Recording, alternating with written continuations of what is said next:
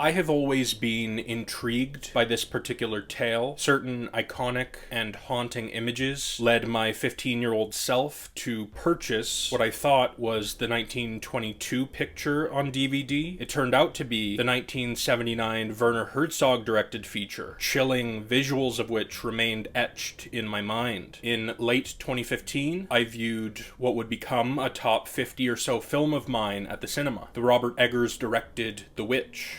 Legitimately, as soon as I strolled out of the theater, I thought to myself, Eggers would be the ideal candidate to helm a Nosferatu remake, and here we are. The narrative is consistently compelling, and honestly more so straightforward than I was initially expecting. This is actually quite a relatively faithful remake, and with it, the super talented Eggers did not disappoint. The atmosphere is perpetually unsettling, while this is unequivocally one of the most beautifully shot movies I've ever laid eyes on, and I don't say that strong of a statement or anything of the sort lightly. Practically every solitary shot is like a fucking painting. When there isn't a perfectly symmetrical wide shot, there's a lengthy dynamic shot featuring exceptional silhouette slash shadow work. The production design is glorious and grand and so very immersive. We're given a multitude of fantastic performances here. Lily Rose Depp was an eye-widening revelation to me. She's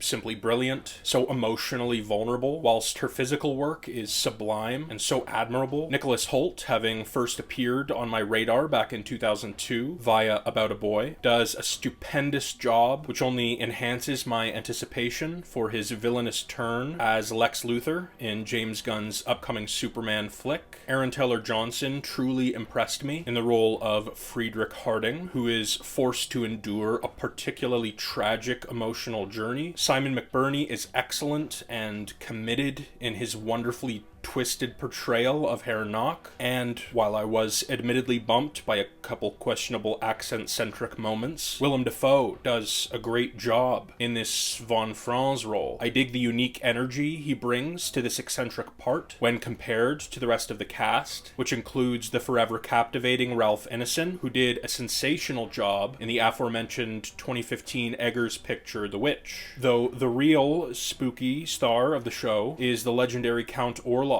I was admittedly a bit tentative with my opinion on the Bill Skarsgård casting, solely due to the fact that I suppose I was slightly nervous that we'd get a Pennywise clone, as the man had already portrayed an iconic character in horror. Thankfully, I had zero reason to worry after all. If I wasn't aware of the casting, I would have had no idea that Stephen King's most recent clown and the Eggers interpretation of this classic vampire were played by the same bloke. I love literally every aspect of this particular rendition of Orlok. This updated appearance is fucking wicked. Every component of the look being thoroughly and vividly explained from the horse's mouth through multiple interviews I've watched. Everything about the vocal performance is enthralling. The accent and cadence is perfect, whilst the mix, which makes this distinct voice the most powerful presence in a given room, much like the brilliant Tom Hardy's Bane in The Dark Knight Rises, only accentuates the character's gravitas. This exceedingly creepy experience assured that filmmaker Robert Eggers' batting average for me personally is a